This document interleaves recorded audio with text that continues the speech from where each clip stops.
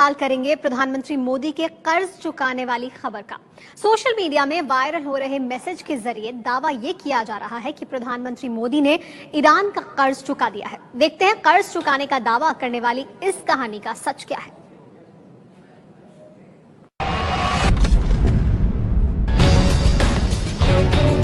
पिछले महीने ही प्रधानमंत्री नरेंद्र मोदी 2 दिन के दौरे पर ईरान गए थे।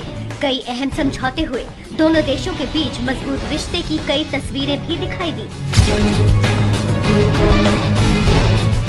और अब इन तस्वीरों के बाद सोशल मीडिया में एक मैसेज वायरल हो रहा है। मैसेज के जरिए दावा किया जा रहा है कि प्रधानमंत्री मोदी ने कैसे ईरान को खुश किया।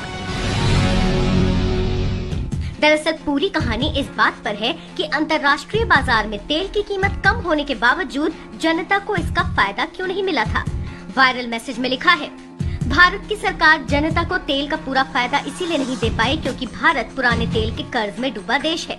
ईरान से हम लगभग 5 लाख बैरल प्रतिदिन तेल लेते हैं।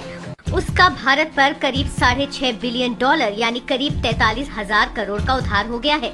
ये उधार 4 साल पहले से हुआ है, जब भारत ईरान से अंतर्राष्ट्रीय प्रतिबंध के बाद तेल तो लेता था, लेकिन रोक की वजह से उसे भुगतान नहीं कर पाता था। मैसेज में आगे लिखा है, प्रधानमंत्री मोदी जी ने अपनी ईरान यात्रा से पहले पुराने तेल के एवज में जो उधार हुआ था उसकी पहली किश्त ईरान को चुका दी है। वायरल हो रहे इस मैसेज का सच जानने के लिए एबीपी न्यूज ने बीजेपी के एनर्जी सेल के राष्ट्रीय संयोजक नरेंद्र तनेजा से बात की। पड़ताल में ये सामने आया कि ईरान दौरे से पहले भारत ने कर्ज की एक किश्त चुकाई थी और ये वो कर्ज है जो यूपीए सरकार के समय पर भारत पर हुआ था। ये वो रकम है जो कि जिस समय की पिछली सरकार डॉक्टर मनमोहन सिंह की सरकार सत्ता में थी, तो उस समय क्योंकि तेल तो आता रहा लेकिन उसका भुगतान नहीं हुआ, क्योंकि अमेरिका ने और तमाम वेस्टर्न एजेंसीज ने, इंटरनेशनल एजेंसीज ने ईरान के खिलाफ सैंक्शंस लगा दी थी और ईरान जो है वो पैसा मांगता था हार्ड करेंसी में, डॉलर में हो या यूरो में हो, और वो संभव नहीं था क्योंकि जो बैंकिंग सिस्टम था उस पर सैंक्शन लगी हुई। लेकिन अब जो नई सरकार नरेंद्र मोदी की सरकार है, उसके भुगतान की जिम्मेदारी इनके ऊपर आ पड़ी है। लेकिन जो ईरान का कहना है, जो आपने भुगतान देना है आप उस आधार पे मत करिए जिस आधार पे जिस समय आपने तेल लिया और आपके ड्यूज बनते थे, बल्कि उस आधार पे करिए जो यूरो की आज कीमत है।